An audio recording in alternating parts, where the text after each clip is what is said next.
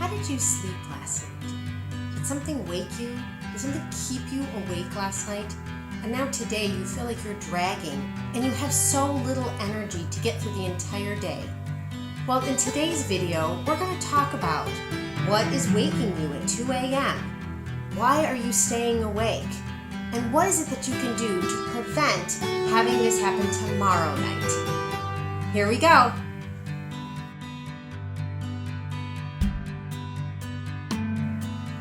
My name is Kathryn Gardner. I'm a licensed clinical professional counselor and certified perinatal mental health specialist, and I'm a mom. I make videos for you, going through pregnancy, postpartum, and in motherhood, finding easy ways to cope and feel refreshed.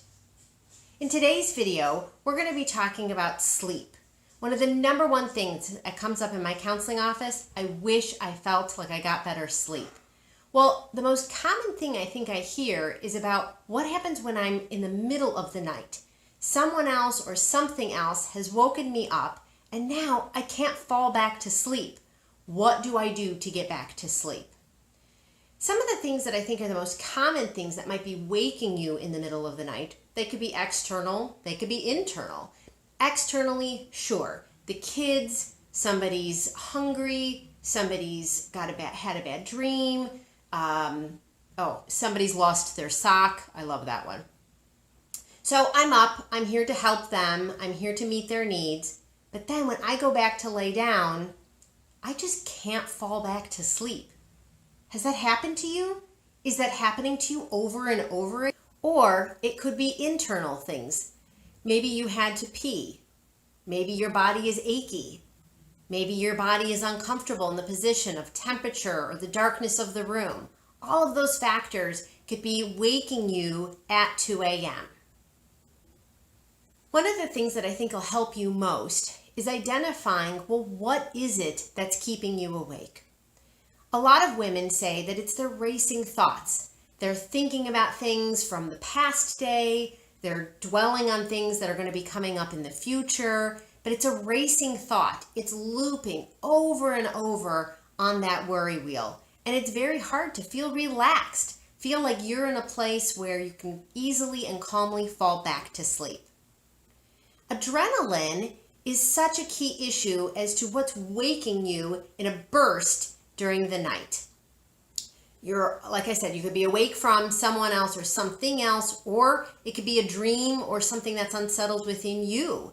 That chemically speaking, if you've been pumping a lot of adrenaline during your day and you're on that surveillance of watching and scanning, what's the danger, what's going on, who needs what, how am I supposed to problem solve these things, feeling frustrated and getting that panic alarm system to sound is keeping that adrenaline in your bloodstream. It stays there at night as well. So now you're having a hard time falling asleep because your brain thinks, I better stay alert. I better keep checking on those things. I kept scanning for what's going on around me. If you want more information about adrenaline and the chemicals that are affecting you at night, the Sleep Center at Duke University has a wonderful website and source of good information, just understanding sleep cycles and chemicals and just the core of insomnia. You could also be awake because you have some unfinished business. Maybe there's a conversation you had the previous day and you didn't like the way it ended. And now you're in your mind at that hour, analyzing it, rethinking, why did that person say that to me? How does that person feel about me? Maybe your body has been feeling achy and uncomfortable. And so in the middle of the night, it's really scanning and checking to see what's uncomfortable, what hurts. Sometimes we're staying awake at night because of those deeper questions. We become that philosopher in the middle of the night. Who am I? Where do I belong? What's going on in our marriage? Am I a good mom? All of those questions are leaving us unsettled and feeling like it's time to stay awake and find the solutions to that. But that's not the best time to be doing that. What we're going to go over next is, well, what are the things that you can do to help yourself go back to sleep? Because that's sometimes the most uncomfortable part, is wondering, I'm so tired and I'm already anxious about tomorrow because if I don't get the sleep now, oh, I know that I'm going to be dragging later on in the day. There are 4 main ways that I would say are the best tools and easy tools that you can use to get back to sleep. Right? In my videos, that's my favorite thing to do, is just give you some easy tools that you can start using right away. If you're interested in more of these motherhood videos, please subscribe to my channel.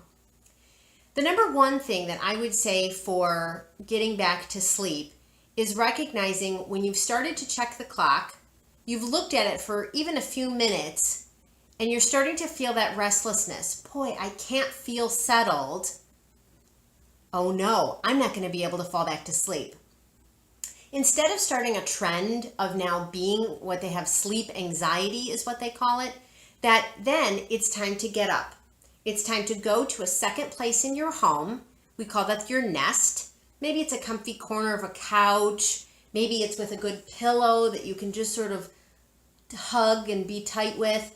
Or it's a blanket that you're laying with and you feel most comfortable with. A good relaxing book, right? The nest doesn't have any technology in it. It's just a place for you to calm your body and quiet your mind. Number 3, watch for those sleep cues in your nest. After a few minutes of doing a little puzzle or reading some non-exciting book, you start to notice that your eyes start to get droopy. You've reread the same paragraph multiple times. You yawn. Your body starts to feel very heavy. These sleep cues tell us, great, now it's time to go back to that bed.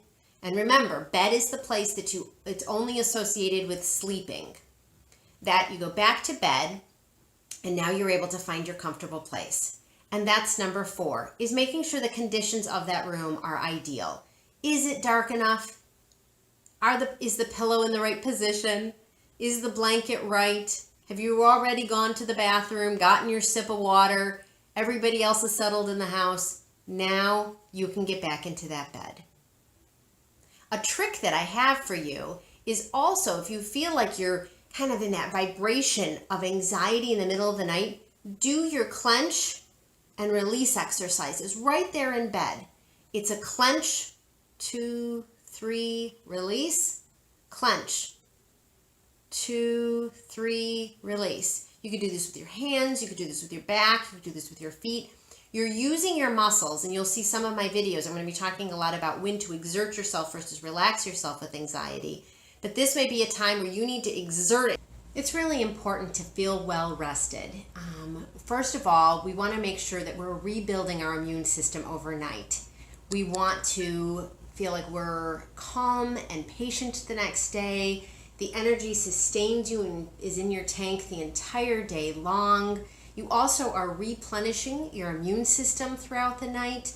And you also feel like you have clear, sharp thinking throughout the day. Let's talk about preventing that from happening again. Because if you're like me and you've had a couple of nights in a row like this, it starts to mess with your circadian rhythm. Now your brain's waking you. Hey, isn't it time to start the day now? Oof, no. And this is part of what I talked about earlier in sleep anxiety and leading to that insomnia of keeping sleep cycles off for multiple nights in a row. The way to prevent this is certainly to check your environment. Is everything dark, quiet, comfortable, the way that you would want your room to feel for the best sleep? That also means, and you've heard this before, that your bed, your brain makes the association with the bed, that's really the only thing you're doing there is sleeping, right? Don't bring your laptop and work into bed. That shifts the brain as to, am I supposed to be alert in this space, or am I supposed to be calm and relaxed in this space? You could also prevent it by starting a better bedtime ritual. I have an app on my phone. You could use the Calm app or the Atmosphere app. Playing nice soothing music to a timer, 5-7 minutes, laying it on the nightstand, and it allows you to just decompress at the last few minutes of your day, right? Instead of the loud chatter of all the things you've been thinking and trying to problem solve that happen throughout the day, now you're in this nice relaxed place and you're able to calm with the music, calm with a bubble bath. changing into the most comfortable clothes possible. It's also helpful to write out what's been bothering you. I keep a little journal notebook right by my bed, and it allows me, if there are any things or conversations or to-dos or things I want to look up or somebody I have to email back, I can look at it right in that notebook. It's not something I have to stay memorizing or stay at the top of my brain. Make sure that you're also getting enough exercise throughout the day. One of the most difficult things is that we feel like we're always moving as moms, right? We're kind of like octopus. We're always moving in different directions. However, that doesn't necessarily mean that you emptied all of that energy out of your tank from your nutrition, from previous sleep. So make sure that what you're doing does exert yourself enough.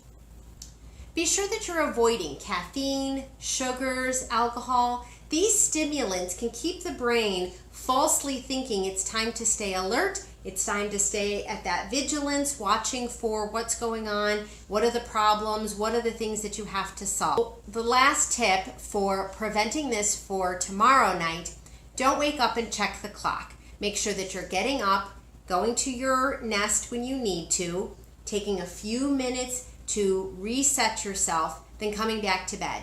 If you get to the nest, you've gone to bed, but you get back to bed and you're still laying there for more than 10 minutes, get back up.